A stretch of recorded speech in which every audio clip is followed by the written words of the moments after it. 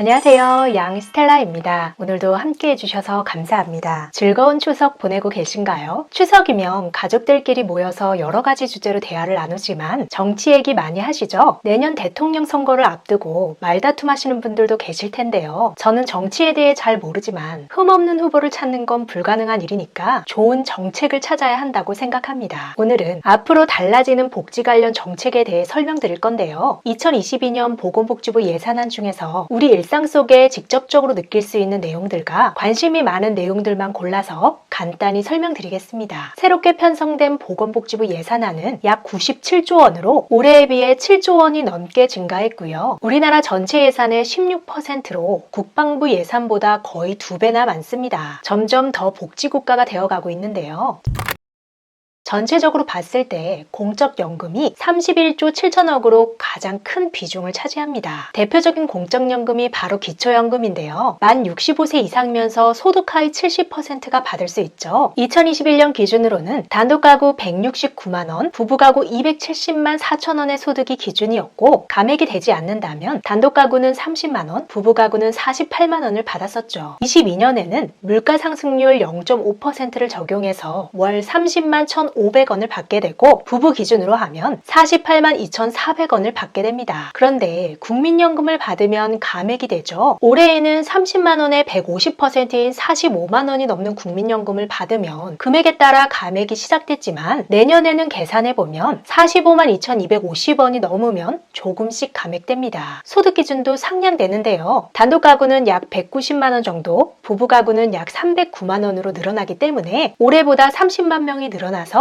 628만 명이 받게 됩니다. 그래서 올해 재산 기준을 초과하신 분들 중에서 내년에 받을 수 있는 분들이 늘어나게 되는데요. 이분들은 내년에 꼭 다시 신청을 하셔야 합니다. 반면에 집값이 상승해서 받다가 못 받게 되시는 분들도 계시겠죠.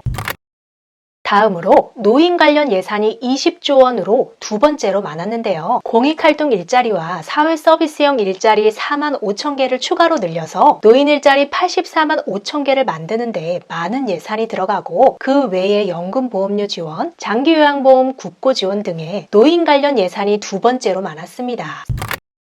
세 번째로 기초생활보장제도에 약 14조 원의 예산이 들어가는데요. 원래는 내년부터였는데 조금 앞당겨져서 이번 10월부터 생계급여 부양의무자 제도가 일찍 폐지되고 대부분 복지제도에 적용되는 기준 중위소득을 최근 5년 이래 가장 큰 폭인 5.02% 인상하면서 더 많은 분들이 기초생활보장제도 혜택이나 기타 정부 지원제도의 혜택을 받을 수 있게 됩니다. 의료급여 수급자도 부양의무자 가구에 기초연금을 받는 노인이 있는 경우 부양의무자 기준이 적용되지 않고요. MRI 초음파 비용 지원 등의 의료 보장성도 강화됩니다. 그리고 여러 가지 정부 지원 자산 형성 통장들을 간단하게 통합하는데요. 크게 희망저축계좌 1, 2하고 청년 내일저축계좌로 변경해서 희망저축계좌 1은 생계의료급여 수급자를 대상으로 본인적립금 10만원에 정부지원금 30만원이 매칭되고 희망저축계좌 2는 주거교육급여 수급자와 차상위 계층을 대상으로 본인적립금 10만원에 정부지원금 10만원으로 1:1 매칭이 됩니다. 그리고 청년 내일저축계좌는 연소득 2,400만원 이하 저소득 근로청년들로 지원 대상을 대폭 확대하는데요. 올해 18,000명에서 내년에는 10만 4천명으로 크게 증가합니다. 이외에 긴급복지지원제도의 지원 가구는 확대되고 생계비 지원 단가는 인상되고요. 자활근로급여도 인상되고 근로자가 아파서 일하기 어려운 경우에 소득 걱정 없이 쉴 수 있도록 하는 상병수당 제도가 시범적으로 운영됩니다. 재난적 의료비 지원 사업도 확대되는데요. 조금 일찍 올해 11월부터 적용됩니다.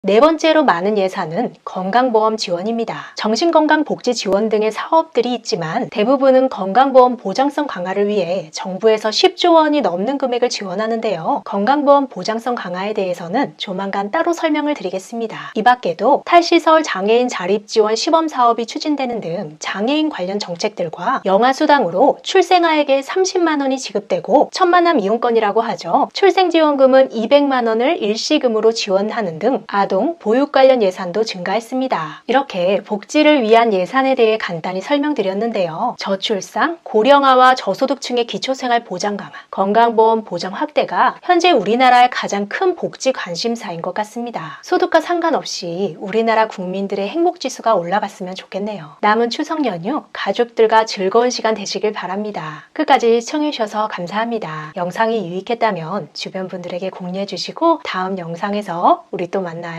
오늘도 행복하세요.